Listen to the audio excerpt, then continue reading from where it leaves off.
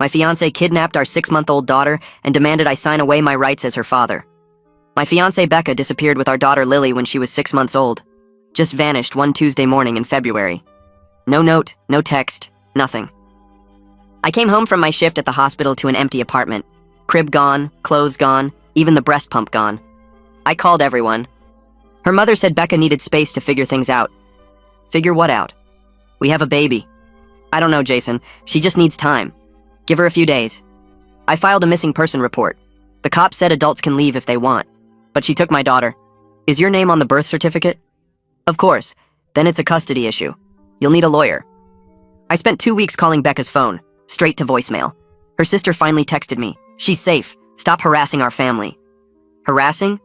She kidnapped my child. She's the mother. Mothers don't kidnap their own babies. 3 months. Nothing. I hired a private investigator with my savings. He found them in Arizona, living with some guy named Keith, whom she met online. I drove 14 hours straight, knocked on Keith's door. Becca answered as if nothing happened. Oh, Jason, what are you doing here? What am I doing here? You stole our daughter. I didn't steal her. I'm her mother. I needed a fresh start. With Keith. We're building a life here. I pushed past her. Lily was in a playpen wearing clothes I'd never seen. I picked her up. She didn't even recognize me. Put her down, Jason. You're scaring her. Scaring her? I'm her father. Becca actually smirked. Well, Keith's been more of a father these past months. Keith stepped forward. Hey man, maybe you should go. This is my house. I held Lily tighter. I'm not leaving without my daughter. Becca called the police. They showed up, looked at the situation. Sir, you need to leave the property. She kidnapped my child 3 months ago. The officer looked bored. Do you have a custody agreement? No, we were engaged. We live together. Without a custody order, she has as much right to the child as you do. You need to leave. I drove home empty-handed, filed for emergency custody the next day. Court date set for 6 weeks out. During those 6 weeks, Becca started posting on social media.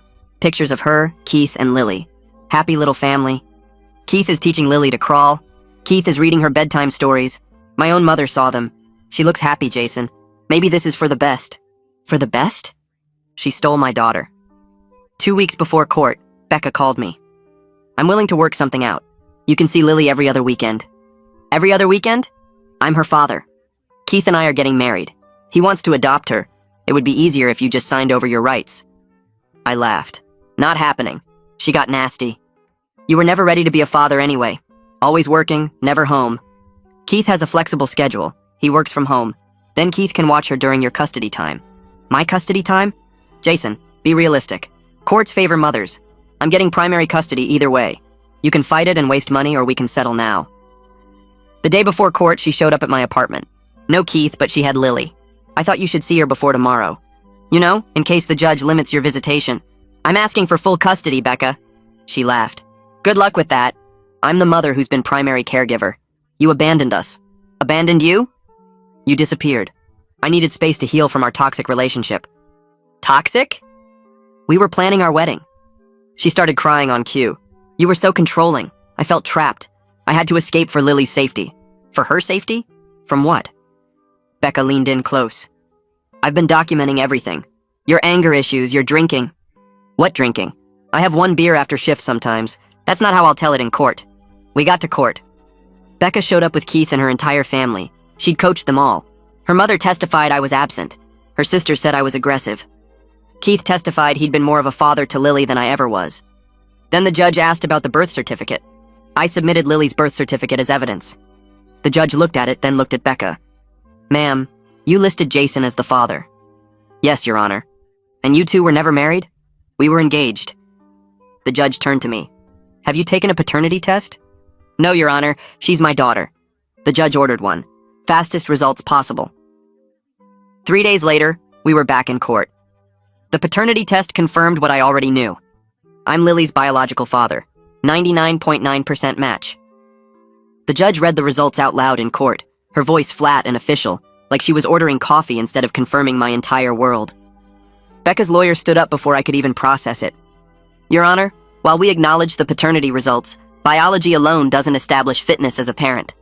My client has been the primary caregiver for 9 months now. She's established routines, medical care, and a stable home environment. Mr. Anderson has had minimal contact with the child during her formative months. I wanted to scream. Minimal contact because your client kidnapped her. But Jeffrey put his hand on my arm, keeping me quiet. Across the courtroom, Becca actually smirked at me. Keith wrapped his arm around her shoulders, pulling her close like they'd already won. The judge looked at me over her glasses. Mr. Anderson, I understand your frustration.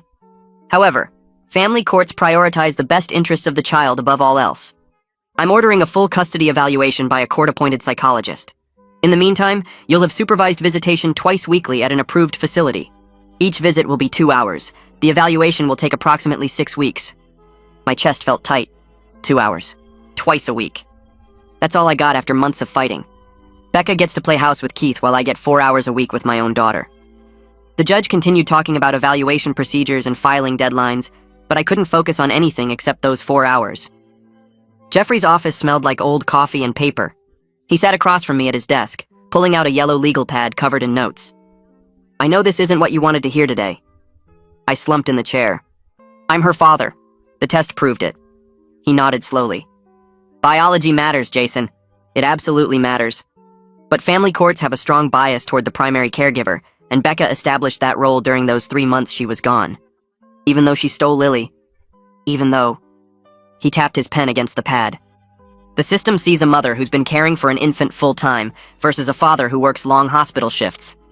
They don't care that she created the situation by leaving. They care about stability and continuity for the child. So what do? Document everything. Every visit, every interaction, every dollar you spend on Lily. We need to build a case showing you're the more stable parent. This is a long game. Months, not weeks.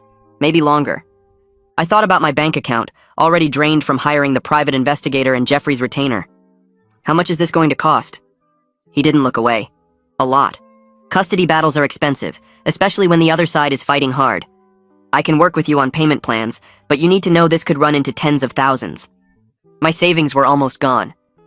I picked up extra shifts at the hospital whenever I could, but legal fees ate through money faster than I could earn it. I don't have a choice. He smiled slightly. No, you don't. Not if you want your daughter back. We'll start with the evaluation. Be honest with the psychologist. Show them you're committed, stable, and focused on Lily's well-being. Don't badmouth Becca, even though you have every right to. Stay calm, stay consistent, and trust the process. I left his office feeling worse than when I'd arrived. The process. Trust the process. I'd been trusting the process for months, and I still didn't have my daughter. The visitation center looked like a sad daycare. Beige walls, cheap plastic toys scattered across a worn carpet, and fluorescent lights that buzzed constantly. A woman with a clipboard introduced herself as my monitor. She'd be observing and taking notes for the court. I'm here to help facilitate a positive interaction between you and Lily. Try to relax and just focus on bonding with your daughter. Relax. Right. Becca walked in carrying Lily, who was bigger than I remembered. She'd grown so much in the months since I'd seen her. New clothes, new shoes, even her hair was longer. Becca handed her to me without a word and left immediately. The monitor started her timer. Lily looked at me like I was a stranger. Because I was. I tried to smile. Hey, baby girl, and it's Daddy. She started crying immediately, reaching for the monitor instead of me. My heart cracked right down the middle. She used to fall asleep on my chest every single night. I'd walk her around our apartment at 2 in the morning, singing stupid songs until she stopped fussing. Now she didn't even know me. The monitor made a note on her clipboard. It's normal for children to need adjustment time. Just try engaging her with some toys. I sat on the floor, pulling out a plastic stacking ring toy. Lily cried harder. I tried a stuffed animal. She threw it. I tried peekaboo. She turned away from me and crawled toward the monitor, pulling on her pants leg. The woman picked her up gently. Let's try again in a few minutes. She needs to feel safe first. Safe. My own daughter didn't feel safe with me. I spent the next hour and 45 minutes trying everything I could think of. Singing, making funny faces, offering every toy in the room. Lily mostly ignored me, occasionally glancing over but never coming closer. The monitor wrote constantly, her pen scratching across page after page. When Becca came back to pick Lily up, my daughter actually smiled and reached for her mother. The contrast was brutal. Becca took her without looking at me. Same time on Thursday. The monitor touched my shoulder after they left. Don't be discouraged. These things take time. Building attachment after separation is a process. There was that word again. Process. My shift at the hospital started at 6 the next morning. I'd barely slept, replaying every moment of the visit in my head. Lily's crying face, her reaching for anyone except me, the monitor's notes. I moved through my rounds on autopilot, checking vitals and updating charts. A nurse asked me a question about a patient's medication, and I stared at her blankly for several seconds before my brain caught up. "You okay?" "Yeah, just tired." I wasn't okay. I was falling apart. Around 10, I nearly made a massive error. I was preparing medications for a patient, measuring out dosages, when my supervisor caught me. "Jason, that's not the right medication." I looked down at the syringe in my hand. She was right. I'd grabbed the wrong vial, too focused on Lily to pay attention to what I was doing. If I'd given that injection, the patient could have had a serious reaction. My hands started shaking. "I'm sorry. I don't know what I was thinking." She pulled me aside, away from the other nurses. "Come with me." We went to the break room and she closed the door. "Talk to me. What's going on?" I told her everything. The custody battle, the supervised visits, Lily not recognizing me. She listened without interrupting. When I finished, she was quiet for a moment. "You need to take some personal leave." "Number. I can't afford it. Legal bills are crushing me." "Jason, you almost hurt a patient today. I know you're going through hell, but you can't work like this." "I'll be more careful, I promise. I'll focus better." She shook her head. "I'm not asking. Take a week. Get your head straight. Come back when you can actually be present. But the bills. We'll figure something out.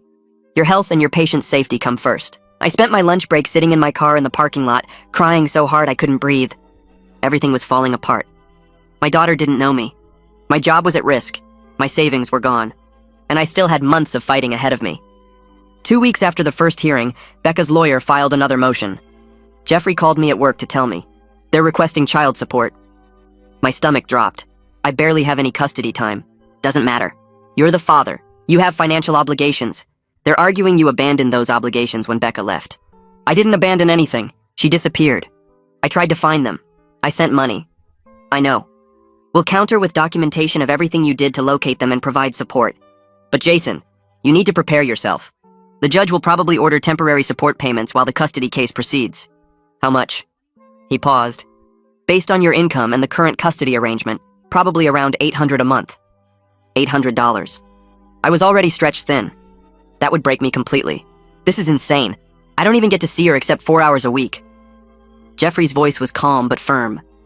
It's a common tactic. They're trying to drain your resources, make you give up the fight. Don't let them win.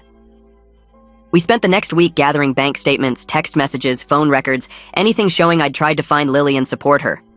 Jeffrey filed our response, arguing that Becca had deliberately prevented me from providing support by disappearing without contact information. The judge reviewed both motions at a brief hearing. She listened to both lawyers, looked at the evidence, and made her decision. "Mr. Anderson, I understand your position.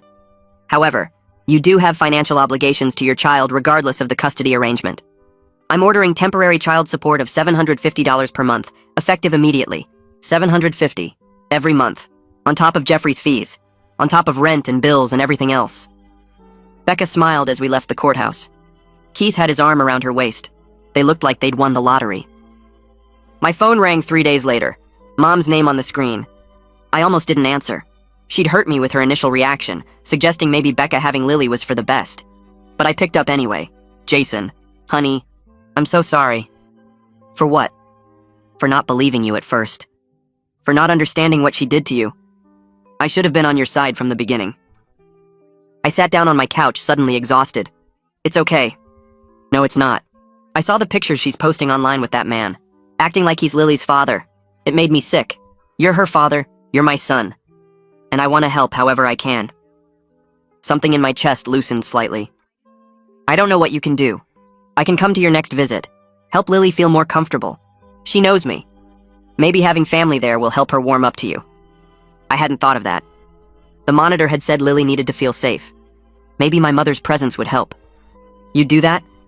"Of course I would. I love you. And I love my granddaughter. We're going to fight this together." I felt like crying again, but for a different reason this time. "Thank you, Mom. I really need the support right now. You have it. Whatever you need, we'll get through this." After we hung up, I sat in the silence of my apartment for a long time. Maybe I wasn't completely alone in this fight after all. My second visit with Lily happened on Thursday. Mom came with me carrying a small bag of toys she'd bought. The monitor greeted us both.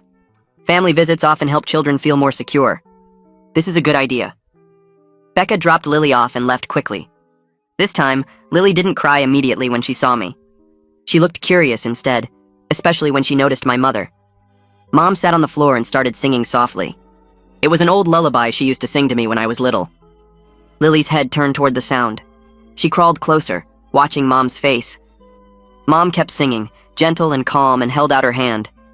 Lily grabbed her finger, holding on while she listened to the song. My mother looked at me and nodded. "Come sit with us." I moved slowly, sitting next to Mom. Lily glanced at me but didn't pull away this time. Mom started a new song, one with hand motions, and Lily watched with wide eyes. I joined in carefully, making the same gestures. Lily didn't cry. She didn't reach for me yet, but she didn't cry. After a few minutes, she grabbed my finger too, just for a second before pulling away. That tiny touch felt like everything. The monitor wrote on her clipboard, and for once I hoped it was something positive. We spent the rest of the visit singing, playing with toys, and letting Lily move at her own pace. She never fully warmed up to me, but she didn't scream or try to escape either. Progress. When Becca came back, the monitor spoke to her briefly. Lily showed good improvement today. The family presence helped. Becca's expression tightened, but she didn't say anything. She took Lily and left. Mom hugged me in the parking lot. "See? We're getting somewhere. She's starting to remember." I hope so, because I couldn't keep doing this if there was no hope at all. Jeffrey called me into his office the following week. I think we need to dig deeper into Keith's background. Becca's lawyer keeps presenting him as this stable father figure, but something feels off. I agreed. Everything about Keith felt wrong. Jeffrey knew a private investigator named Reed who specialized in background checks. Reed was expensive, but Jeffrey convinced me it was worth it. If Keith has anything in his past that raises red flags, we need to know about it. It could change everything. Reed worked fast. Within a week, he had information that made my blood run cold.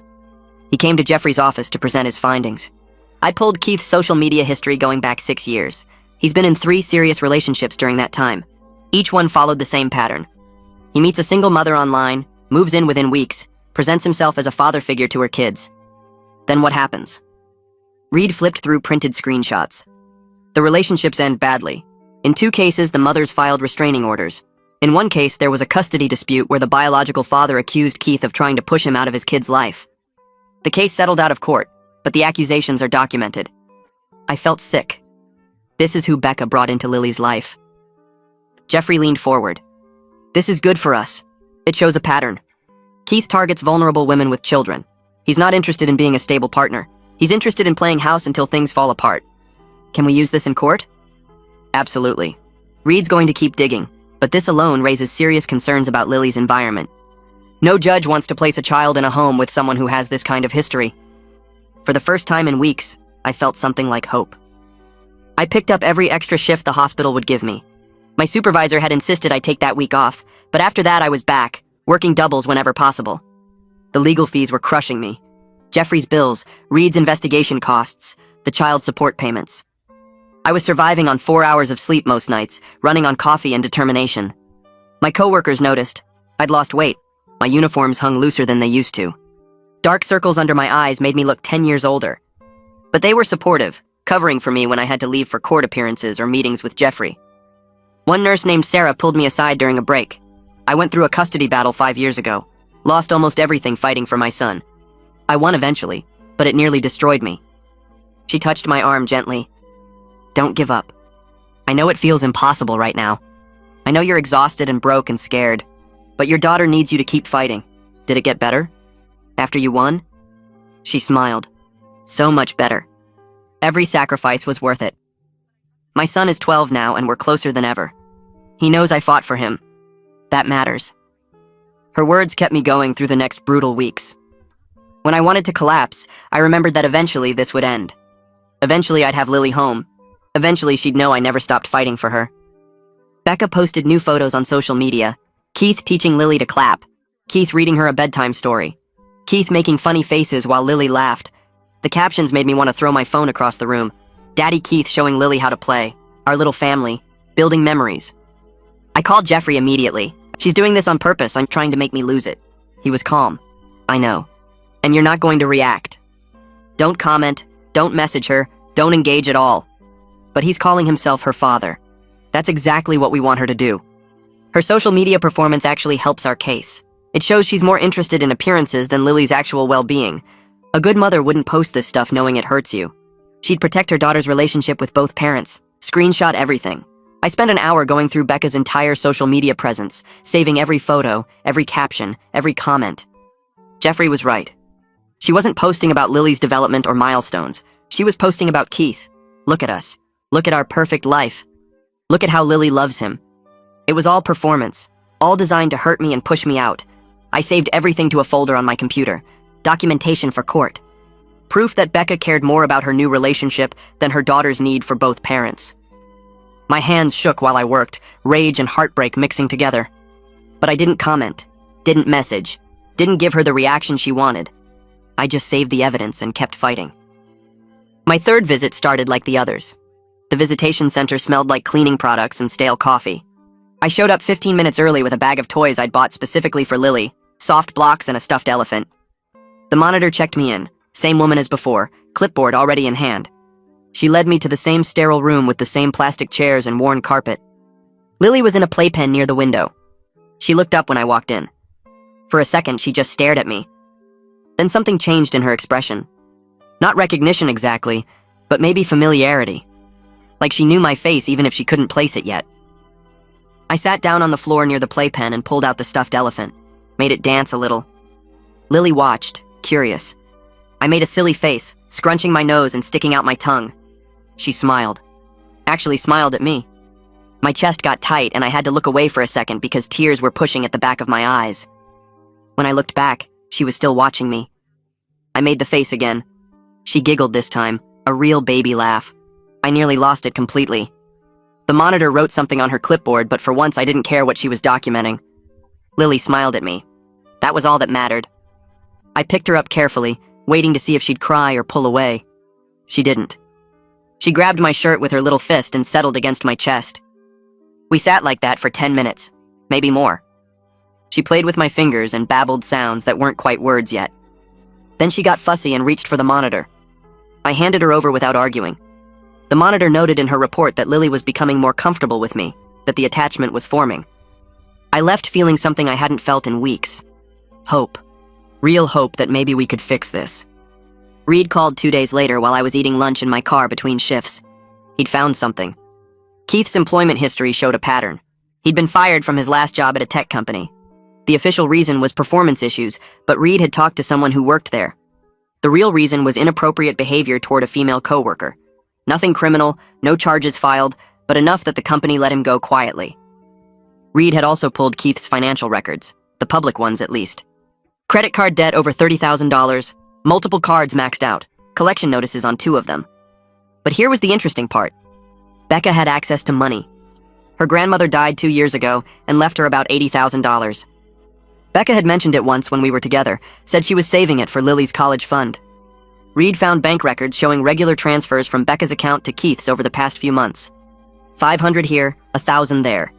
Keith was borrowing from her. Or maybe not borrowing, maybe just taking. The pattern suggested Keith's interest in Becca might not be purely romantic. He'd moved in with a single mother who had access to a decent chunk of money. He had no job now and significant debt. The math wasn't complicated. I thanked Reed and told him to keep digging. This information could show the judge that Keith wasn't the stable father figure Becca's lawyer kept claiming he was. He was unemployed, in debt, and potentially using Becca for financial support. That wasn't a good environment for my daughter. Jeffrey filed the motion 3 days later. He requested full psychological evaluations for me, Becca, and Keith. The motion argued that Lily's best interests required understanding everyone's mental health, motivations, and fitness to parent. Jeffrey explained that psychological evaluations were common in contested custody cases, especially when there were concerns about a parent's judgment or a third party's influence. Becca's lawyer objected immediately, filed a response calling the request invasive and unnecessary. Jeffrey smiled when he showed me the objection. That's a good sign. They're worried about what an evaluation might show. If they had nothing to hide, they'd agree readily to prove Keith is stable. The objection tells me they know something will come out that hurts their case. We had a hearing scheduled to argue the motion. The judge listened to both lawyers. Becca's lawyer claimed the evaluation was just a delay tactic, that I was trying to drag out the case and rack up legal fees to force Becca into settling. Jeffrey countered with Reed's findings about Keith's employment termination and his financial situation. He argued that given Keith's significant presence in Lily's life and Becca's insistence on his parental role, the court needed to understand his psychological fitness and motivations. The judge granted the motion, ordered evaluations for all 3 adults. Becca looked pale when the judge made the ruling. Keith wasn't in court that day, but I imagined he wouldn't be happy about having his mental health scrutinized by a professional. The evaluations were scheduled to start within 2 weeks. We'd each meet with a court-appointed psychologist named Megan Swanson for multiple sessions. Her report would be submitted to the court and would carry significant weight in the final custody determination. Becca's sister reached out through a mutual friend. A guy I used to work with at the hospital texted me saying someone wanted to talk to me confidentially. He gave me a number. I called it. Becca's sister answered. She sounded nervous. Said she couldn't talk long because Keith monitored Becca's phone and she didn't want him finding out she'd contacted me. She'd witnessed some things at Becca's house in Arizona that worried her. She wouldn't give details over the phone, but agreed to talk to Jeffrey in person. She was flying back to our city the following week for work and could meet with him then. This was huge. Becca's family had been completely united against me since this started. Her mother testified against me. Her sister sent me that text telling me to stop harassing them. Now her sister was reaching out privately with concerns. Jeffrey said this was the first crack in their united front. Family members turning against each other's testimony was powerful in court. It showed that even people who wanted to support Becca couldn't ignore what they were seeing. I didn't know what Becca's sister had witnessed, but it was serious enough that she was willing to go against her own family to talk about it. Jeffrey scheduled a meeting with her for the following Tuesday at his office. He'd record her statement and potentially call her as a witness if the information was relevant to Lily's safety or well-being. My 4th visit happened on a Saturday morning. I brought more toys and a picture book about animals. Lily was already in the playpen when I arrived. This time when she saw me, she actually crawled toward the edge of the playpen, pulling herself up on the mesh sides. She was trying to get to me. The monitor helped her out, and Lily crawled across the floor straight to me. She grabbed my leg and pulled herself up to standing, wobbling a little. I held her hands to steady her while she practiced standing. She was getting stronger, more confident. We played like that for a while, me helping her stand and walk a few steps before she'd plop down and crawl somewhere else. The monitor actually smiled while watching us. She made notes, but her expression was warm instead of clinical. When the visit ended and I had to leave, Lily cried a little. Not a lot, just some fussy sounds and reaching for me as the monitor picked her up. The monitor said this was actually a good sign. It showed Lily was forming attachment. She was starting to miss me when I left. That was progress. I drove home feeling lighter than I had in months.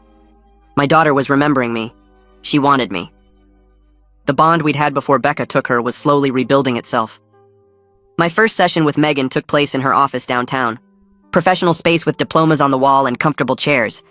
She had kind eyes but a serious demeanor. The session lasted 2 hours. She asked about everything. My relationship with Becca, how we met, when things started going wrong. My parenting philosophy, what kind of father I wanted to be. My work schedule at the hospital, how I'd balance custody with my shifts. My support system, who would help me with childcare. I answered honestly. Told her about coming home to an empty apartment, about the 3 months of not knowing where my daughter was, about the financial strain of legal fees and how I'd picked up extra shifts to cover them, about my mother's support and how she'd been attending visits to help Lily feel comfortable. Megan asked about my drinking. I explained that Becca had made false accusations about alcohol abuse, that I occasionally had a beer after work, but had never had a drinking problem. She asked if I'd be willing to submit to random drug and alcohol testing. I agreed immediately. I had nothing to hide. She asked about my anger, whether I'd ever been violent or aggressive. I told her no, that I'd been frustrated and desperate but never violent, that I'd never raised a hand to Becca or anyone else.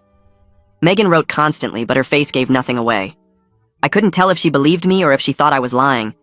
She was professional, measured, careful not to show bias either way. At the end of the session, she scheduled a follow-up for the next week, said she'd need at least 3 sessions with me to complete her evaluation. I left her office with no idea whether she was sympathetic to my case or skeptical of my claims. Jeffrey met with Becca's sister on Tuesday afternoon. I wasn't allowed to be present because she'd agreed to talk confidentially. Jeffrey called me that evening with an update. What Becca's sister revealed was worse than I'd expected. Keith was controlling about Becca's contact with her family. He monitored her phone constantly, read her texts, checked who she called. Becca seemed anxious all the time, different from how she used to be. Jumpy, nervous, always checking to see what Keith thought before she spoke. Becca's sister had visited them in Arizona twice since they'd moved in together. Both times, Keith was present for every conversation. He wouldn't leave the room even when Becca's sister tried to talk to Becca alone. The sister also witnessed Keith's temper. He got angry when Lily cried or needed attention during meals. He'd yell at Becca to make Lily be quiet. Once he'd slammed his hand on the table so hard the dishes rattled. Lily had cried harder, and Keith had stormed out of the room. Becca apologized for him afterward, made excuses about him being stressed, but her sister saw fear in Becca's eyes. We discussed whether this information was enough to request supervised visitation for Becca as well. Jeffrey thought it might be. If Keith was controlling and had anger issues, and if Becca was too scared or influenced by him to protect Lily, then maybe she shouldn't have unsupervised time either.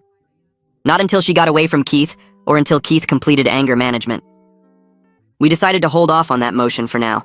Let Megan's evaluation process play out first. But we documented everything Becca's sister said, and Jeffrey prepared to call her as a witness if needed. Reed found more records. Court documents from 3 years ago showing Keith had been involved in a custody dispute with an ex-girlfriend. The woman had accused Keith of trying to alienate her from her child, of inserting himself into the parental role and pushing her out. She'd claimed Keith told her daughter to call him daddy, that he made decisions about the child without consulting her, that he tried to control her contact with her own daughter. The case settled out of court, so there was no final ruling, but the accusations were documented in the filings. Jeffrey was excited about this. It showed a pattern. Keith had done this before. He targeted single mothers, moved in quickly, took over the father role, and tried to push out the biological parent. He was doing the exact same thing with Becca and Lily. The pattern was documented proof that this wasn't just about Keith loving Becca and wanting to help raise her child. This was Keith's established behavior. He found vulnerable women with children and inserted himself into their families. Then he worked to eliminate the other parent's role. Jeffrey said this was exactly what we needed to demonstrate to the judge. Keith wasn't a stable father figure. He was someone who exploited family situations for his own purposes. We filed a motion to introduce Keith's prior custody dispute as evidence of his pattern of behavior. Becca's lawyer would probably object, but Jeffrey was confident the judge would allow it as relevant to assessing Keith's fitness and motivations. My 5th visit was on a Wednesday afternoon. I'd requested the day off work specifically for this visit because I didn't want to be rushed or tired. Lily was playing with blocks when I arrived. She looked up and her face lit up. She crawled to me immediately and I picked her up. We played with the blocks together, stacking them and knocking them down. She laughed every time they fell. Then she looked right at me and said it clearly. Dada. My heart stopped. She said it again. Dada. I had to turn away so she wouldn't see me crying. My shoulders shook and I pressed my hand over my mouth to keep from sobbing out loud. The monitor noticed but didn't say anything, just kept writing. When I could breathe again, I turned back to Lily. She was watching me with those big eyes. I picked her up and held her close. She patted my face with her little hand. Dada. The word felt like healing. Like proof that she remembered me, that our bond wasn't broken, that all this fighting was worth it. My mother had come to this visit too. When it ended, she hugged me in the parking lot. Lily knows who you are. She's remembering. You're her father and she's starting to understand that again. I drove home and allowed myself to cry properly. Relief and joy and grief all mixed together. My daughter called me Dada. After everything, she still knew me. Becca had her evaluation session with Megan 3 days after mine. Jeffrey got a brief update from Megan's office through official channels. Apparently it hadn't gone well. Becca became defensive when asked about why she left without telling me. She'd stuck to her story about needing to escape a toxic, controlling relationship. But when Megan pressed for specific examples of my controlling behavior, Becca struggled. She mentioned me working a lot, being tired when I got home, not helping enough with Lily. None of that was controlling behavior. That was just normal relationship stress. Megan had apparently asked pointed questions about Keith. How long Becca had known him before moving in. Why she'd chosen to leave the state instead of just moving to a different apartment in the city. Whether Keith had influenced her decision to leave. Becca got flustered and defensive. Becca's lawyer tried to spin it afterward, sent a letter to the court claiming the evaluation was biased and that Megan had asked inappropriate questions designed to make Becca look bad. Jeffrey said that was desperation. If the evaluation had gone well, they wouldn't be complaining about the process. The fact that they were trying to discredit Megan before her report was even complete told Jeffrey that Becca knew the evaluation hadn't supported her case. Megan scheduled a second session with Becca to explore these issues further. She wanted to understand Becca's decision-making process and her relationship with Keith more thoroughly. That second session was scheduled for the following week.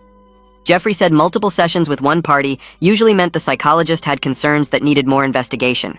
It was looking more and more like Megan's report would raise serious questions about Becca's judgment and Keith's influence over her. 2 days after Megan's second session with Becca, a letter arrived at my apartment. The return address showed Becca's mother's name. I stared at the envelope for 5 minutes before opening it. Inside was a single page written in neat handwriting asking if we could meet privately. She suggested a coffee shop downtown and included her phone number. I called Jeffrey immediately and read him the letter. He told me to be careful but agreed I should hear what she had to say. We set up the meeting for that Saturday morning. I arrived early and sat near the back corner where I could see the entrance. She walked in 10 minutes later looking older than I remembered from court. Her eyes were red like she'd been crying. She ordered coffee and sat across from me without saying anything for a moment. Then she apologized. She said she was sorry for not believing me when Becca first left. She admitted she should have known something was wrong when Becca disappeared without warning. She explained that Becca had always been impulsive, but this was different. She looked scared now when she talked about Keith. I asked what she meant by scared. She described visiting them in Arizona and noticing how Becca checked with Keith before answering simple questions. How Keith spoke for Becca when the conversation got uncomfortable. How Becca seemed anxious the entire visit. She said she tried calling Becca last week to talk about coming home, but Keith answered the phone and told her to stop interfering in their family. Then he hung up.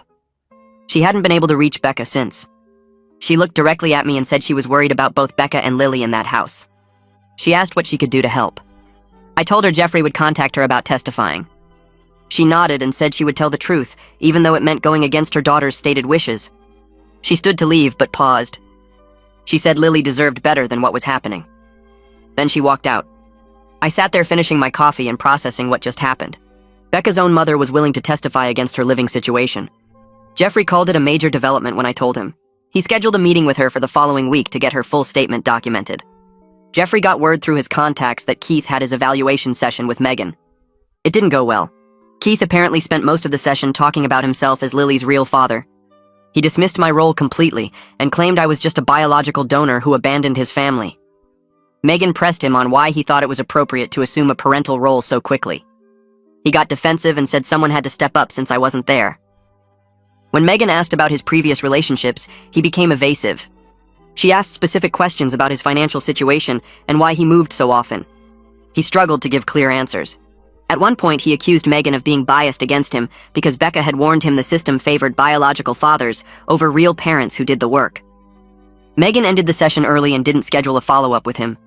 Jeffrey said that was significant. It meant she'd seen enough to form her professional opinion. The evaluation report would be submitted to the court within 2 weeks. We just had to wait. My 6th visit with Lily happened on a Tuesday afternoon. I'd taken the day off work specifically for this visit. When I arrived at the center, Lily was already in the play area. She looked up and her face lit up. She crawled over quickly and pulled herself up using my leg. I helped her stand and held her hands. We practiced walking together across the room. She laughed every time she took a step. The sound made everything worth it. I made silly noises and she giggled harder. She was clearly bonded with me now. The monitor wrote notes and smiled at our interaction. We played with blocks and read books. Lily sat in my lap the entire time. When the hour ended, Becca arrived to pick her up. I watched Lily's reaction carefully. She didn't immediately reach for Becca. She stayed in my arms for a moment, looking between us. Becca's face changed. Her jaw tightened and her eyes got hard. She held out her arms more forcefully. Lily finally went to her but looked back at me. Becca grabbed the diaper bag and left without saying anything. The monitor noted everything in her report. 3 days later, Jeffrey called me at work. Becca had filed a complaint with the visitation center. She claimed I was trying to turn Lily against her. She cited the last visit when Lily didn't want to leave with her. She demanded the center investigate my behavior during visits.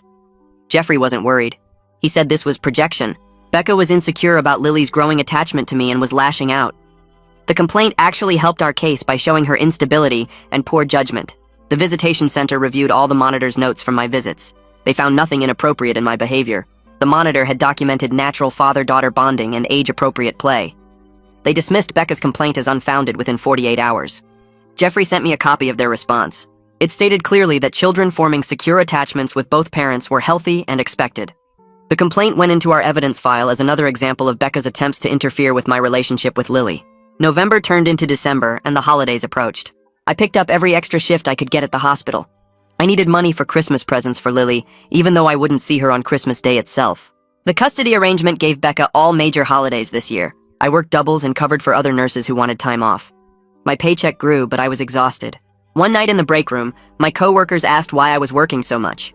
I explained about needing money for Lily's gifts. The next day, they passed around an envelope. Everyone had chipped in. There was almost $400 inside. One nurse I barely knew had donated $100 by herself. She pulled me aside and said every child deserves to have both parents fight for them. She said her ex-husband gave up on their kids, and she wished someone had fought like I was fighting. I went to my car during lunch and cried. The kindness from people who barely knew my situation made me emotional. I used the money to buy Lily toys and books and clothes. I wrapped everything carefully, even though I wouldn't be there when she opened them. Mid-December, Jeffrey called with an update. Megan had completed her evaluation report and submitted it to the court. We wouldn't see the contents until the hearing scheduled for early January. Jeffrey said the fact that Megan had requested a second session with Becca, but not with me, was potentially a good sign. It suggested she had concerns about Becca that needed more exploration. We spent the next 2 weeks preparing for the hearing. Jeffrey reviewed all our documentation about Keith's background. Reed had compiled everything into a detailed report showing Keith's pattern of targeting single mothers and inserting himself into their families. We had testimony lined up from Becca's mother and sister. We had the visitation center's reports showing my appropriate parenting and Lily's secure attachment to me. We had Megan's evaluation. Jeffrey felt confident but warned me that family court was unpredictable. Judges had wide discretion in custody cases. We just had to present the strongest case possible and hope the judge saw what we saw. My 7th visit fell 2 days before Christmas. I brought all the wrapped presents for Lily. The monitor helped me carry them inside. Lily's eyes went wide when she saw the packages. She crawled over and touched the bright paper. I helped her open each gift. She got excited about the toys and books. We played with everything together. She particularly loved a stuffed elephant that played music when you squeezed it. She hugged it and laughed. I read her new books and she pointed at the pictures. After an hour, she got sleepy. She climbed into my lap and laid her head on my shoulder. I kept reading quietly until she fell asleep. The monitor took photos for the record. These moments were what I'd been fighting for all along. Normal father-daughter bonding, reading together, her trusting me enough to fall asleep in my arms. When the visit ended, I had to wake her gently to hand her back to Becca. She rubbed her eyes and reached for me as Becca took her. I told her I loved her. She said something that sounded like "love you back." I drove home and allowed myself to feel hopeful about the upcoming hearing. The hearing was scheduled for January 8th. I requested the day off work weeks in advance. Jeffrey and I met at the courthouse an hour early to review our strategy one final time. Megan would testify first about her evaluation findings. Then we'd present evidence about Keith's background and testimony from Becca's family members. Becca's lawyer would try to discredit everything, but Jeffrey was ready to counter. We walked into the courtroom together. Becca was already there with her lawyer. Keith sat in the gallery behind her. The judge entered and called the hearing to order. Megan was sworn in and took the witness stand. Jeffrey asked her to summarize her evaluation findings. She spoke clearly and professionally. She stated that I demonstrated appropriate parenting skills during her evaluation. She noted my genuine attachment to Lily and my commitment to her well-being.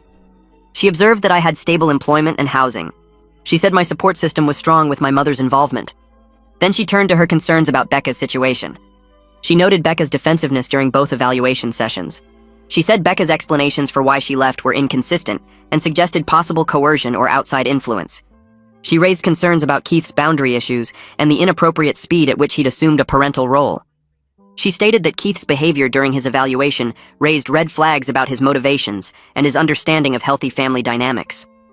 Megan testified that in her professional opinion, Lily's best interests would be served by increasing my custody time significantly.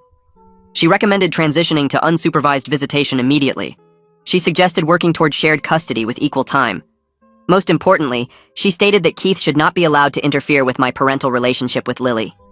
She said his presence created an unhealthy dynamic that prioritized the adult's relationship over the child's need for both biological parents. Becca's lawyer stood to cross-examine. She tried to suggest that Megan's evaluation was biased. She asked if Megan had considered that Keith was simply being protective of his new family. Megan responded calmly that protective behavior didn't include dismissing a biological father's role or attempting to replace him. She said Keith's behavior showed poor boundaries and concerning patterns. The lawyer asked if single mothers weren't allowed to move on and find new partners. Megan said of course they were, but new partners needed to respect existing parental relationships and not attempt to erase them. The judge thanked Megan for her testimony. I could see the judge was taking her professional assessment seriously. Becca looked pale. Her lawyer whispered urgently to her. Keith shifted in his seat, looking angry. Jeffrey squeezed my arm under the table. This was going better than we'd hoped. The judge cleared her throat and shuffled papers on her bench. She looked directly at me. Mr. and Anderson, based on the evaluation findings and testimony presented today, I'm ordering unsupervised visitation effective immediately. You'll have your daughter every Saturday from 9 in the morning until 5 in the evening. No monitor, no restrictions. I felt my chest tighten with relief. 8 hours alone with Lily every week.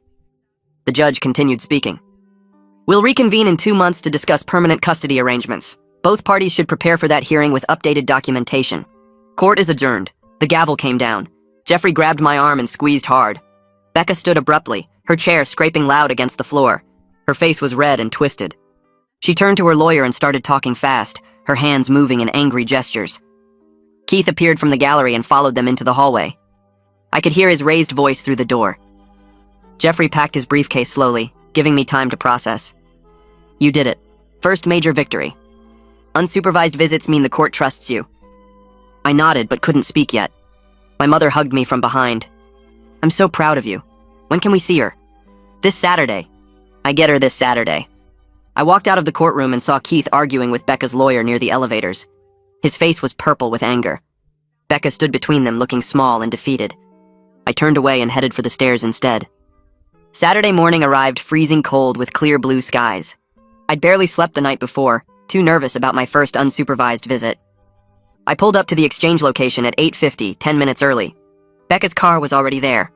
She got out holding Lily bundled in a pink coat I'd never seen before. Lily saw me and smiled. Dada. My heart nearly exploded. I walked over and took her from Becca's arms. She came willingly, grabbing my jacket collar. I have her back by 5. Becca's voice was flat and cold. I know. 5 o'clock. Becca stared at me for a long moment. If anything happens to her, nothing will happen. She's my daughter. Becca got in her car and drove away without looking back. I buckled Lily into the car seat I'd bought and installed yesterday. She kicked her feet and babbled. We drove to the park near my apartment. The playground was mostly empty this early. I lifted Lily out and set her on the ground. She walked now, steady and confident. She headed straight for the swings. I followed and lifted her into the toddler swing. She laughed when I pushed her gently. Higher. No one was watching us. No monitor taking notes. No one judging every interaction. Just me and my daughter at the park on a Saturday morning. I pushed her for 20 minutes until my arms got tired. She didn't want to stop. More, Dada. More. Okay, a few more minutes. Then we'll go play on the slide. I took out my phone and snapped photos. Lily smiling on the swing. Lily pointing at a bird. Lily picking up leaves. I sent 3 pictures to my mother. She responded immediately with heart emojis and crying faces. After the playground, we walked around the park. Lily picked up sticks and rocks. She said new words constantly. Dog, tree, car, ball. I repeated everything back to her, encouraging her vocabulary. We found a bench and shared the snacks I'd packed. Apple slices, crackers, juice box. She ate messily, getting crumbs everywhere. I didn't care. At noon, we drove through for lunch.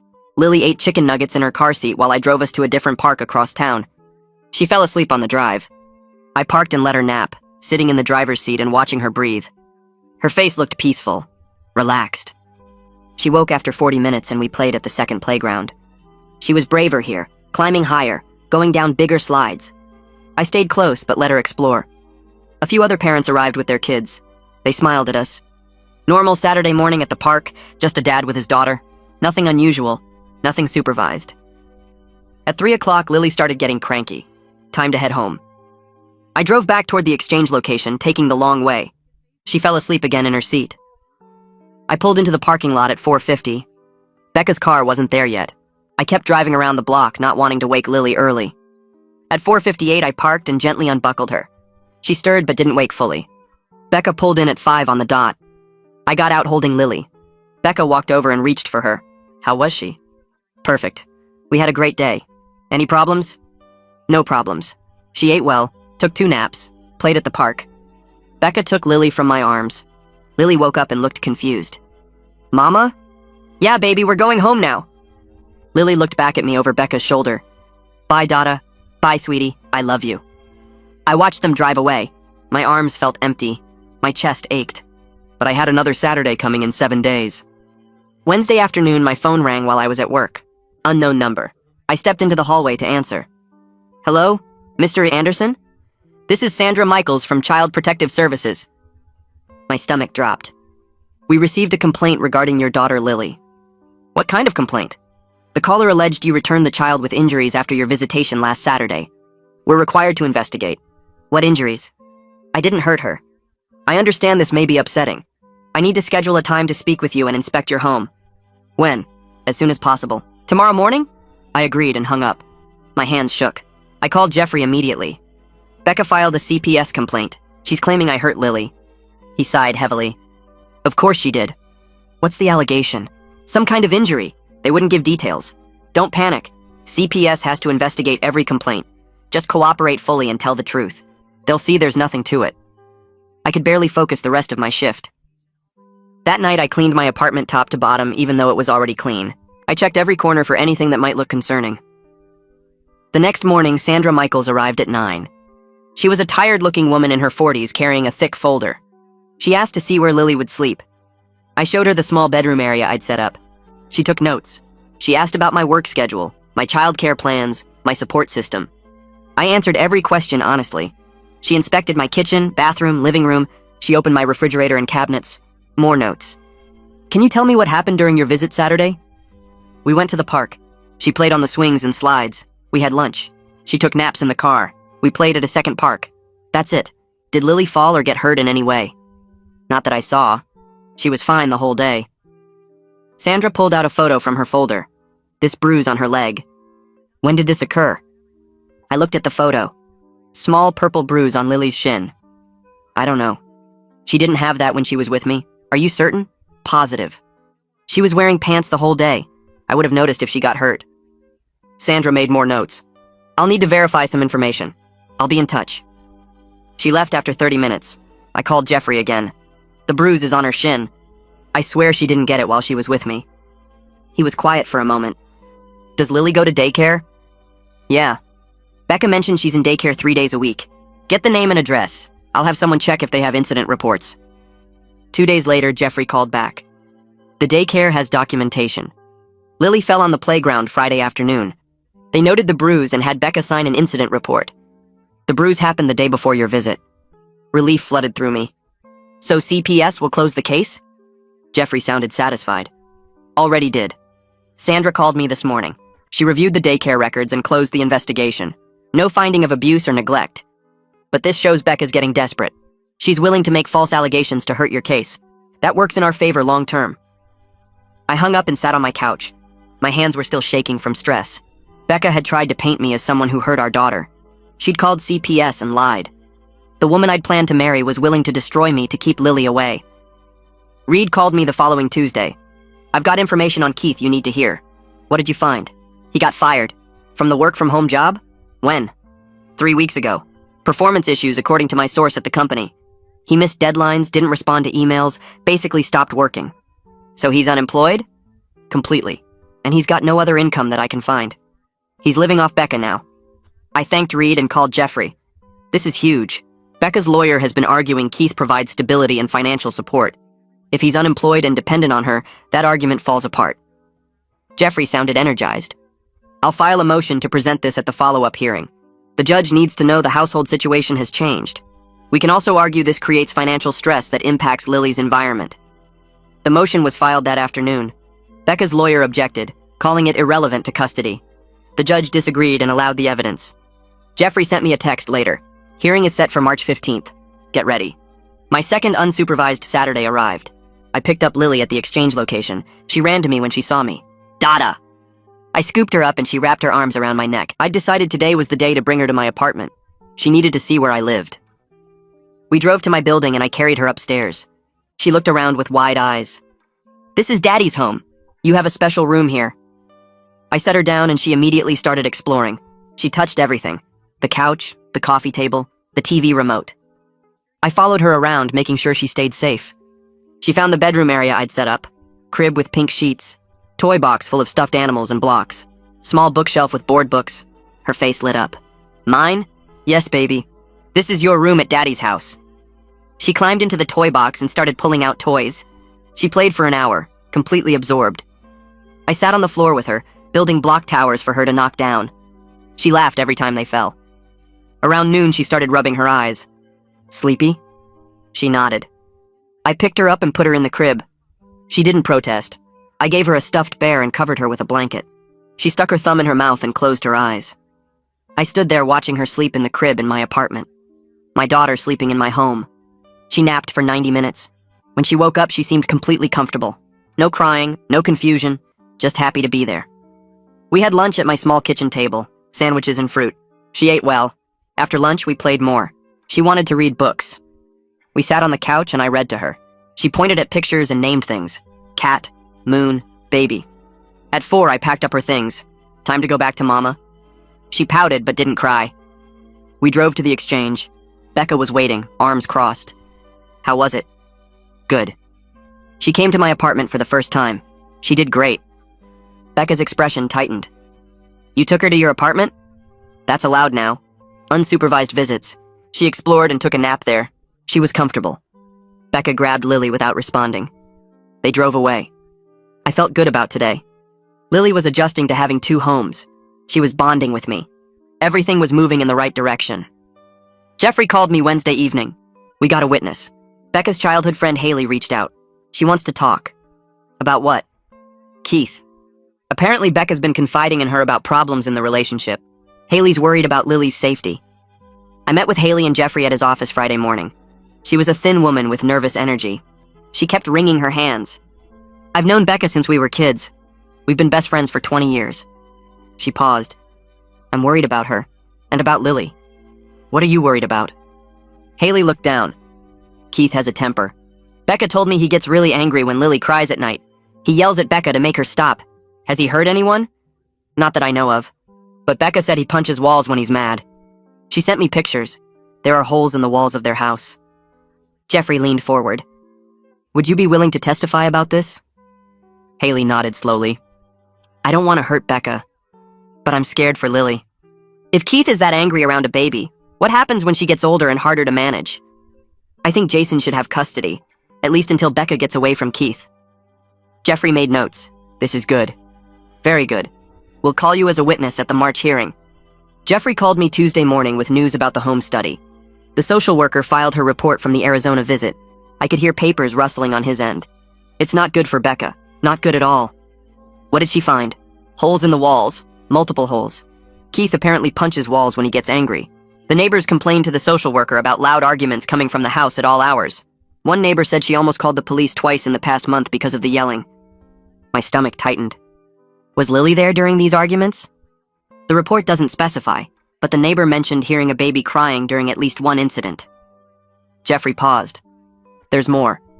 Keith refused to leave the room when the social worker tried to interview Becca privately. He stood there with his arms crossed and answered questions for her.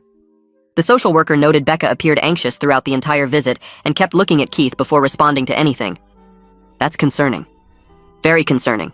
The judge is going to see this as a red flag about the home environment. I felt relief mixed with worry. Relief that the truth was coming out, but worry about what Lily had been witnessing in that house. When's the next hearing? 3 weeks. We'll present this evidence along with everything else we've gathered. I think we're in a strong position now. Saturday morning, I drove to pick up Lily for our 3rd unsupervised visit. Becca handed her over without much conversation. Back by 5. I buckled Lily into her car seat and she smiled at me. Where are we going? I had something special planned today. We're going to a museum, a place with lots of things to see and play with. She clapped her hands. Play? Yes, baby. Lots of playing. The children's museum was 40 minutes away. Lily babbled in the back seat the whole drive, pointing at things out the window. Truck, tree, bird. Her vocabulary was growing every week. We arrived and I carried her inside. The museum had different areas for different ages. A water play section, a pretend grocery store, a room with building blocks, an art station. Lily's eyes went wide when she saw everything. She grabbed my hand. Daddy, look. My heart stopped. Daddy. She said it clearly, not just once. Daddy, come. Daddy, see? She pulled me toward the water play area and spent 20 minutes pouring water from different containers, laughing every time it splashed. I knelt beside her, helping her reach the higher tables, watching her explore. Other parents smiled at us. A dad at the next table nodded. How old? Almost 1. She's very verbal for her age. Thanks. She's smart. We moved to the pretend grocery store. Lily pushed a tiny shopping cart around, putting plastic food in it. She handed me a plastic banana. For you, Daddy. Thank you, sweetheart. She beamed. We played there for another 30 minutes. She was so engaged, so happy. Her personality was really showing now. Confident, curious, silly. She made faces at herself in a mirror and giggled. At the art station, I helped her make handprints with washable paint. She got more paint on herself than the paper, but she loved it. Daddy, messy. Yes, you're very messy. Good thing we can wash it off. We ate lunch at the museum cafe. Lily sat in a high chair and ate chicken nuggets and apple slices. She fed me bites of her food. Daddy, eat. I ate the soggy nugget she offered and made exaggerated happy noises. Delicious. She laughed. After lunch, we went back to the play areas. Lily ran from one thing to the next, calling for me to follow. Daddy, come. Daddy, watch. Every time she said it, I felt grateful and sad at the same time. Grateful for this time with her. Sad about everything I'd missed. Her first words. Her first steps. Months of her growing and changing while I fought just to see her. She'd been 6 months old when Becca left. Now she was almost 1. I'd missed half her first year. But I was here now. That's what mattered. We stayed until 3. Lily started getting tired, rubbing her eyes and moving slower. Time to go, baby. She didn't protest. I carried her to the car and she fell asleep before we left the parking lot. I drove back carefully, checking on her in the mirror. At the exchange, Becca was waiting. Lily woke up when I unbuckled her. She reached for me. Daddy. Becca's expression changed. She's been saying that all day. She said it maybe 50 times. Becca took Lily without responding. They drove away. I sat in my car for a minute. Today had been perfect. Lily knew who I was. She wanted to be with me. We were building something real. Wednesday afternoon, Jeffrey called again. Becca's lawyer reached out about settlement. They want to negotiate? Looks like it. They're proposing shared custody with Lily, primarily in Arizona, but increased visitation for you. Maybe every other weekend and some holidays. I leaned back in my chair. They know they're losing. That's my read on it. The home study was bad for them. The psychological evaluation raised concerns. They're trying to salvage what they can. What do you think I should do? Jeffrey was quiet for a moment. Honestly, I think you should push for primary custody. The evidence we have about Keith's behavior, the holes in the walls, his controlling attitude, all of it suggests Lily isn't safe in that environment. If you settle now, you're accepting a situation that could be harmful for your daughter. But it's your decision. I thought about Lily calling me daddy, about her laughing and playing, about the neighbors hearing arguments and a baby crying. No settlement. We push for primary custody. Good. I was hoping you'd say that. I'll let them know we're not interested in their offer. The following week, Jeffrey set up a meeting at his office for settlement negotiations, despite my decision to push for primary custody. Becca's lawyer insisted. Jeffrey explained they might improve their offer, and it was worth hearing them out. I arrived at Jeffrey's office at 10 on Tuesday morning. Becca was already there with her lawyer, a thin man in an expensive suit. We sat across from each other at the conference table. Jeffrey started. My client is willing to discuss shared custody arrangements. Becca's lawyer jumped in. We're proposing Lily remain primarily in Arizona where she's established, with your client having expanded visitation. Every other weekend, alternating holidays and 2 weeks in summer. I shook my head. That's not acceptable. Lily should live primarily with me. I have stable employment, stable housing, and no concerning home environment issues. Becca spoke up. You work long shifts. Who's going to watch her while you're at the hospital? My mother. Daycare. I have support and resources. Unlike your situation where Keith punches holes in walls. Becca's face reddened. That was one time. He was frustrated about work. One time? The social worker found multiple holes. Neighbors reported loud arguments. Jeffrey held up his hand. Let's stay focused. My client is offering shared custody with Lily living primarily with him. Becca would have regular visitation. But there's one condition. Becca looked at Jeffrey. What condition? Lily can only stay with you when you're living separately from Keith. You need to establish your own residence without him. Becca stood up. Absolutely not. Keith is my partner. We're building a life together. He loves Lily. Jeffrey's voice was calm. The home study raised serious concerns about his presence and behavior. My client won't agree to any arrangement that puts Lily in that environment. Then we have nothing to discuss. Becca's lawyer tried to intervene. Let's take a break and reconvene. Maybe we can find middle ground. I stood too. There's no middle ground here. Lily's safety isn't negotiable. If Becca won't leave Keith, then we'll let the judge decide. And based on the evidence, I'm confident about that outcome. Becca grabbed her purse. You're being unreasonable. I'm being a father. Something Keith will never be to my daughter. We left the conference room. The negotiations were over. That afternoon, Reed called. Remember how I've been digging into Keith's background? Yeah. What did you find? I found someone who knows him. A guy named Christopher who lived in the same neighborhood as Keith about 3 years ago. Christopher has information. What kind of information? Keith moved in with a single mother in their neighborhood. Christopher watched the whole thing unfold. Keith isolated her from friends and family, controlled her money, eventually drained her savings and moved on to the next relationship. Christopher says it's a pattern. He targets vulnerable women with kids. Reed paused. Christopher is willing to testify about what he witnessed. That's huge. Can you send me his contact information? I want Jeffrey to talk to him. Already done. I sent everything to Jeffrey an hour ago. He's setting up a call with Christopher tomorrow. Thank you, Reed. This could make a real difference. Just doing my job. But yeah, this guy Keith is bad news. The more I dig, the worse it gets. Saturday came around again. My fourth unsupervised visit with Lily. I picked her up and brought her back to my apartment. She was comfortable there now. Walked around like she owned the place. We played with blocks on the living room floor. I built towers and she knocked them down, laughing every time. Then she wanted to read books. We sat on the couch and I read her favorite stories. She pointed at pictures and named things. Cat, dog, moon. Around noon she started getting fussy, rubbing her eyes, whining. I think somebody's tired. Let's have lunch and then a nap. I made her a sandwich and cut it into small pieces. She ate a few bites but mostly pushed the food around her plate. Not hungry? She shook her head. Tired. Okay, baby. Let's get you down for a nap.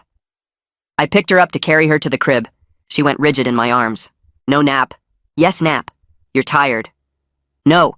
She started crying, real tears. Her face turned red. I tried to soothe her. It's okay. You just need to sleep a little. She thrashed in my arms and no. I sat down on the couch with her. She was having a full tantrum now, screaming and crying.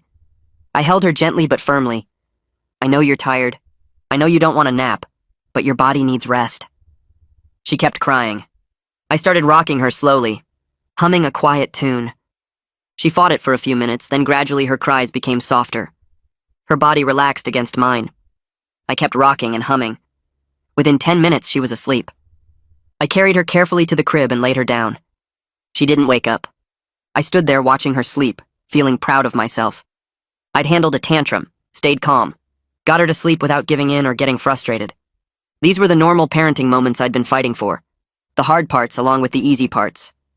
I took photos of her sleeping peacefully, documented the whole afternoon in my notes.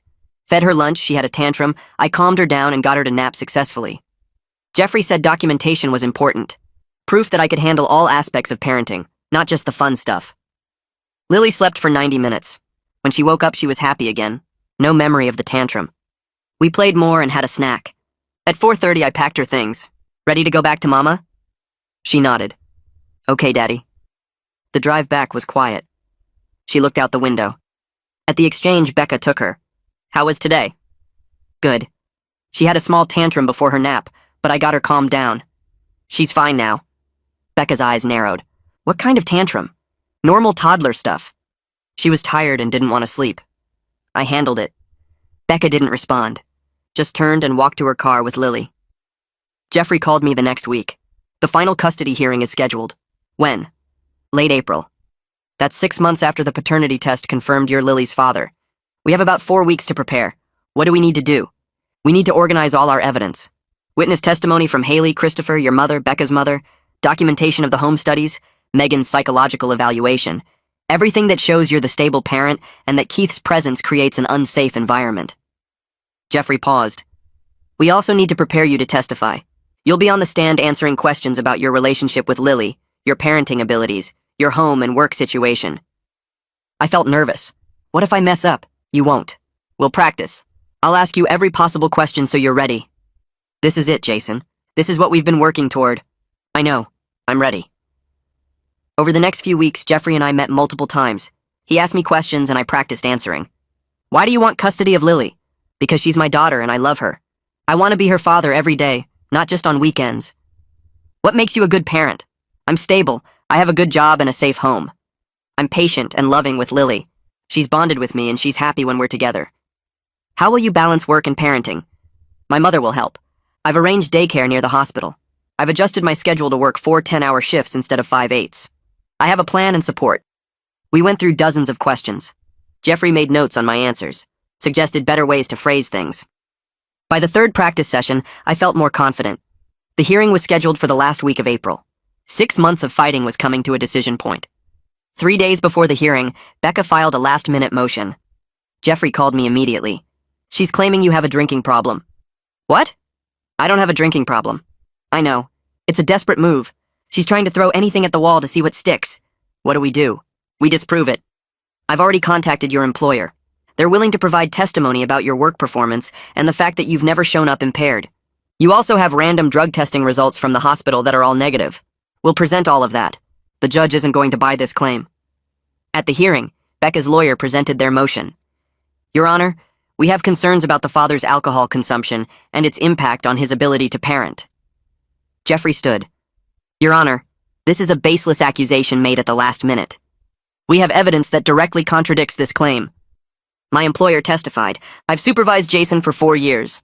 He's never missed a shift, never shown any signs of impairment. His performance reviews are excellent. He undergoes random drug and alcohol testing as required by hospital policy. All results have been negative. The judge looked annoyed. Do you have any actual evidence of a drinking problem? Becca's lawyer shuffled papers. The mother reports that he drinks beer after his shifts. Jeffrey responded. Having an occasional beer is not evidence of a drinking problem. The drug testing results prove there's no substance abuse issue. The judge cut him off. I've heard enough. This motion is denied. Proceed with the custody hearing. Becca's lawyer looked embarrassed. Becca stared at the table. The final hearing began. Jeffrey called me to testify first. I walked to the stand and was sworn in. Jeffrey started with easy questions. State your name and occupation for the record. Jason Miller. I'm a registered nurse at County Hospital. How long have you been employed there? 4 years. Jeffrey walked me through my relationship with Becca, Lily's birth, and Becca's disappearance. Then he asked about my bond with Lily. Tell the court about your relationship with your daughter. I love Lily more than anything. When Becca left with her, I spent every day trying to find them. Once I got visitation, I never missed a single visit. Lily knows me now. She calls me Daddy. We have a strong bond. She's happy and comfortable with me. What kind of father do you want to be? I want to be there for everything. School events, bedtime stories, teaching her to ride a bike. I want to be the person she can count on. I acknowledge I'm not perfect. I'm still learning. But I've never wavered in wanting to be her father. I paused. Becca took 6 months from us. 6 months of Lily's life that I can't get back. But I'm here now and I'm not going anywhere. I saw people in the courtroom wiping their eyes. My mother was crying. The judge was listening carefully, taking notes. Jeffrey asked more questions about my home, my support system, my plans for childcare. I answered everything honestly. When he finished, Becca's lawyer cross-examined me. But you work long shifts. How will you manage a toddler? With help from my mother and daycare. Lots of working parents manage. I have a solid plan. You've only had unsupervised visits for a few months. How do you know you can handle full-time parenting? Because I've been doing it during those visits. I've handled tantrums, meals, naps, all of it. I'm her father. I can do this. The cross-examination continued, but I felt good about my answers. When I stepped down, Jeffrey looked satisfied. Becca took the stand next. Her lawyer asked her questions about why she left. I felt unsupported. Jason was always working. I was alone with a newborn. I needed help. Why didn't you tell Jason you were leaving? I was scared. Our relationship had become toxic. I needed to protect myself and Lily. Jeffrey stood for cross-examination. Miss Anderson, you testified that you felt unsupported. Did you ever communicate these concerns to Jason before you left? Becca hesitated. I tried. How specifically did you try? Did you tell him you were unhappy? Did you suggest counseling? Did you ask for more help? She looked uncomfortable. I don't remember exactly. You don't remember. But you remember feeling unsupported. Becca's voice got defensive. Yes. I remember feeling alone and scared. Jeffrey continued. You also testified that your relationship was toxic. Can you provide specific examples of toxic behavior? Becca faltered. He was controlling. How was he controlling? Did he restrict your activities? Monitor your communications? Prevent you from seeing friends or family? She glanced at Keith in the gallery. He just was. Jeffrey pressed. You can't provide specific examples because there aren't any, correct? The relationship wasn't toxic. You simply wanted to be with Keith. Objection. Becca's lawyer stood. The judge sustained it, but the damage was done. Jeffrey moved on. You're currently living with Keith, correct? Yes. The home study found holes in walls from Keith punching them. Are you concerned about that behavior around your daughter? Becca's eyes filled with tears. That was one incident. He was frustrated. One incident? The social worker found multiple holes. Neighbors reported loud arguments with a baby crying in the background. How is that a safe environment? I don't know. Her voice was small. You're prioritizing your relationship with Keith over your daughter's relationship with her father, aren't you? Number. Then why did you refuse to consider living separately from Keith during settlement negotiations? Because Keith is my partner. So yes, you're prioritizing him. Becca started crying. I'm trying to do what's best for Lily. Jeffrey's voice was firm. What's best for Lily is having a stable home with her father. A home without holes in the walls and loud arguments. No more questions. Becca stepped down, looking shaken. The judge gathered her papers and stood. We'll take a 15-minute recess while I review the materials. Court rose as she left through the door behind the bench. I sat back down between Jeffrey and my mother, my hands shaking. Jeffrey leaned over and squeezed my shoulder without saying anything. My mother grabbed my hand and held it tight. I could feel her trembling, too. Across the aisle, Becca sat with her lawyer, dabbing at her eyes with a tissue. Her mother sat behind her, looking uncomfortable. Keith wasn't in the courtroom anymore. He'd been asked to leave after he started yelling during testimony about how the system was rigged against men like him. The bailiff had escorted him out while he shouted about his rights. The irony wasn't lost on me. I checked my phone. Nothing important. Just a text from a coworker asking how it went. I couldn't respond yet. Didn't know what to say. The 15 minutes felt like 15 hours. I watched the clock on the wall tick forward. My leg bounced up and down. Jeffrey put his hand on my knee to stop it. Sorry, I whispered. He shook his head like it was fine. The door behind the bench opened. Everyone stood as the judge returned to her seat. She had a stack of papers in front of her now. She put on her reading glasses and looked out at the courtroom. Her face gave nothing away. I held my breath. In the matter of custody of the minor child Lily Anderson, the judge began. I've reviewed all evidence submitted, including the home study reports, psychological evaluations, witness testimony, and documented history of both parents' involvement in the child's life. My heart pounded so hard I thought everyone could hear it. The judge continued. This case presents a situation where a mother removed a child from the father's care without notice or agreement, establishing residence in another state. While I understand Miss Anderson's testimony about feeling unsupported, the evidence doesn't support a claim of danger or necessity for such drastic action. She paused and looked at Becca. Taking a child from their other parent without communication or legal process is not acceptable, regardless of the parent's relationship status. I felt a tiny spark of hope. The judge shuffled her papers. However, I must also consider the child's current attachments and stability. Lily has been in Ms. Anderson's primary care for several months now. That said, the evidence shows Mr. Miller has consistently sought to maintain his parental relationship despite significant obstacles. She looked directly at me. Mr. Miller has demonstrated commitment to his daughter through these proceedings.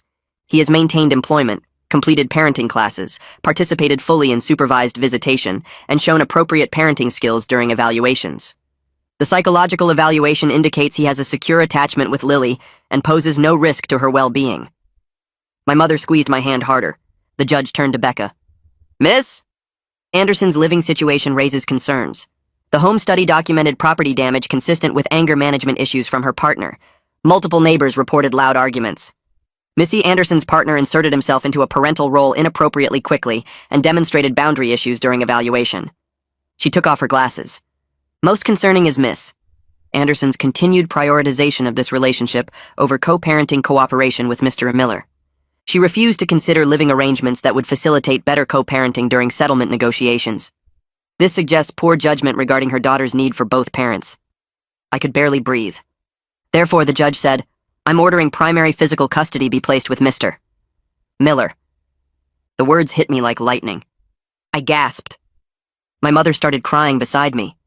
Jeffrey gripped my shoulder. Lily will reside primarily with her father, the judge continued. Missy Anderson will have visitation every other weekend from Friday evening through Sunday evening, alternating major holidays and 2 weeks during summer. All exchanges will occur at a neutral location. I couldn't believe what I was hearing. Additionally, the judge said, I'm ordering that Keith Smith have no contact with the minor child until he completes anger management counseling and undergoes a separate psychological evaluation. If Ms. Anderson wishes to increase her parenting time in the future, she must demonstrate 6 months of stability, including appropriate boundaries with romantic partners and consistent co-parenting communication. Becca sobbed loudly. Her lawyer put an arm around her. Miss Anderson will continue supervised visitation for the first month under this new order, the judge said. After that, if visits go well, supervision will be lifted. Mr. Miller will arrange appropriate childcare during his work hours. A transition plan will be implemented over the next 2 weeks with daily visits to help Lily adjust to the change in primary residence. She looked at both of us. I expect both parents to prioritize this child's well-being over their personal conflicts. Lily deserves to have a relationship with both of you. Mr. Miller, do you understand this custody order? I tried to speak, but my voice cracked. Yes, Your Honor, I understand. My hands were shaking. 6 months of fighting, 6 months of supervised visits and legal fees and sleepless nights. And now Lily was coming home. The judge asked Becca the same question. Becca could barely get the words out through her crying. Yes, Your Honor. Court is adjourned, the judge said. She stood and left the courtroom. I turned to Jeffrey. He was smiling. We did it, he said quietly. My mother hugged me tight, crying into my shoulder. I just sat there in shock. People started filing out of the courtroom. Becca's family surrounded her. I heard her mother trying to comfort her. Jeffrey started packing up his briefcase. The transition plan starts tomorrow, he said. You'll have daily 2-hour visits for a week, then 4-hour visits for a week, then she moves in full-time. I nodded, still processing. I need to take time off work. Already thought of that, Jeffrey said. I drafted a letter for your employer explaining the situation. He handed me a folder. I stood up on shaky legs. My mother held my arm to steady me. Let's get out of here, she said. We walked out of the courtroom. In the hallway, I saw Becca's lawyer talking to her. Becca looked devastated. Part of me felt bad for her, but mostly I felt relief and joy and gratitude. Lily was coming home. I called my supervisor from the parking lot. She answered on the second ring. I need to take 2 weeks off, I said. Starting tomorrow. There was a pause. I explained about the custody ruling and the transition plan. She was quiet for a moment. Then she said, Take 3 weeks. You'll need time to adjust. Thank you, I said. My voice broke. You've been through hell, Jason, she said. Go be with your daughter. I hung up and sat in my car. My mother had driven separately. She knocked on my window. I rolled it down. You okay? She asked. I don't know, I said. I think so. She smiled. I'm so proud of you. I'm coming over tomorrow to help you get ready. I drove home in a daze. The apartment felt different when I walked in. It was about to become Lily's home, too. I looked around at what needed to be done. The spare bedroom needed to be converted into a real nursery. I had a crib, but I needed more. A changing table and a dresser, more toys, books, clothes in the right sizes because she'd grown so much. I made a list. Then I sat on the couch and just breathed. My phone buzzed. Text from my coworker, Sarah. How did it go? I got primary custody, I typed back. She moves in 2 weeks. 3 dots appeared immediately. Then, oh my God, Jason, congratulations! I'm so happy for you. More texts came in as word spread through the hospital. Coworkers I barely knew sent congratulations, offers to help, gift cards. One nurse sent $100 with a note that said, for Lily's room. I cried reading the messages. The next morning, my mother showed up at 8 with coffee and a determined look. Let's go shopping, she said. We went to Target first. I pushed a cart while she grabbed things. Clothes in size 18 months, sippy cups, plates with dividers, a step stool for the bathroom, books, so many books, bath toys, pajamas, sheets for the crib, a nightlight. The cart filled up fast. At checkout, the total made me wince. My mother pulled out her credit card. Mom, no, I said. She handed it to the cashier. You've spent enough on lawyers. Let me do this. We loaded everything into my car. Then we went to a furniture store. I picked out a changing table and a dresser that matched the crib. A small bookshelf. A rocking chair for bedtime stories. Delivery would be tomorrow. Back at my apartment, we started setting up. My mother washed all the new clothes while I assembled furniture. The changing table took an hour because the instructions were terrible. The dresser was easier. By evening, the room was starting to look right. We hung curtains, put books on the shelf, arranged stuffed animals on the dresser. My mother stepped back and smiled. She's going to love it. I had my first transition visit that evening. I drove to the visitation center where Becca was waiting with Lily. The monitor was there too. This will be different from supervised visits, the monitor explained. You'll have more freedom. We're just here to help with the transition. I took Lily from Becca. She came to me easily now. Hey, baby girl, I said. Becca looked away. I spent 2 hours playing with Lily at the center. She walked around exploring. We read books. She sat in my lap and babbled. When it was time to go, she cried a little. "That's good," the monitor said. "She's bonding with you." The next day was the same. 2 hours at the center. Lily was more comfortable. She laughed when I made funny faces. She brought me toys to play with. By the third visit, she ran to me when I arrived. The monitor took notes and smiled. On day 4, I brought her to my apartment for the first time under the new arrangement. She toddled around looking at everything. I showed her the new bedroom.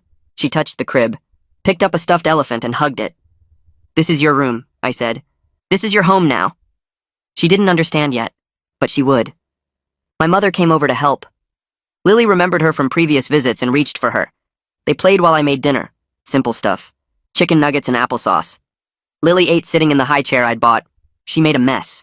I cleaned her up and didn't care about the applesauce in her hair. After dinner, we played more. Then it was time to take her back to Becca. Lily cried when I put her in the car seat. "I know, baby," I said. "I know. But you'll be back tomorrow." The second week, visits went to 4 hours. I picked Lily up in the morning and brought her to my apartment. We had breakfast together, played, went to the park. I pushed her on the swings and she laughed. We had lunch. She took a nap in her new crib. When she woke up, we read books in the rocking chair. Then I had to take her back to Becca. Each time got harder. On Friday of the second week, my coworkers threw me a party during lunch break. Someone had bought a cake that said, "Congratulations, Dad." They'd collected gift cards, Target, Amazon, Walmart. The pile was huge. "I'm going to cry," I said. Sarah hugged me. "We're all so happy for you." One of the older nurses pulled me aside. "I went through something similar 20 years ago," she said. "It gets easier. You're doing great." The following Monday was the day. Lily was moving in permanently. I took the day off work. My mother came over early. We made breakfast and waited. At 10, I drove to Becca's hotel. She was staying locally for now before going back to Arizona. She met me in the parking lot with Lily and 2 bags of stuff. "Lily's things," Becca said. Her voice was flat. She looked tired. "There's a bear she sleeps with, and a blanket. They're in the blue bag." "Okay," I said. Becca knelt down and hugged Lily. "Mommy loves you," she said. "I'll see you soon." Lily didn't understand what was happening. She waved bye-bye like it was a normal visit. I put her in the car seat. Becca stood watching. For a second, I almost felt sorry for her. Then I remembered she'd taken Lily from me without warning, that she'd tried to make Keith replace me. I drove away. In the rearview mirror, I saw Becca standing alone in the parking lot. At home, my mother had lunch ready. We ate together. Then Lily and I played. She explored her room more thoroughly now, pulled books off the shelf, opened dresser drawers, climbed on the rocking chair. I followed her around, making sure she was safe. That night, I gave her a bath. She splashed and played with the bath toys. I wrapped her in a towel and got her into pajamas. We read 3 books in the rocking chair. She started yawning. I put her in the crib with her bear and blanket, sang a lullaby my mother used to sing to me. She fell asleep holding the bear. I stood there watching her breathe. My daughter. In her room. In our home. I went to the living room where my mother was waiting. "She's asleep," I said. My mother hugged me. "You did it, Jason. You brought her home." I sat on the couch and finally let myself feel everything. Relief, joy, exhaustion, gratitude. 6 months of fighting. 6 months of supervised visits and legal bills and sleepless nights. 6 months of being told I might lose her forever. And now she was here, in the next room, safe, home, where she belonged. The weeks after Lily moved in became our new normal. I worked my shifts, picked her up from daycare, made dinner, played, gave baths, read books, tucked her in. Simple routines that felt like miracles. Every morning she woke up calling for me. Every night she fell asleep in my arms. My apartment transformed into a real home with toys scattered everywhere and baby food jars lining the pantry shelves. My coworkers noticed the change in me. I smiled more. Talked about Lily constantly.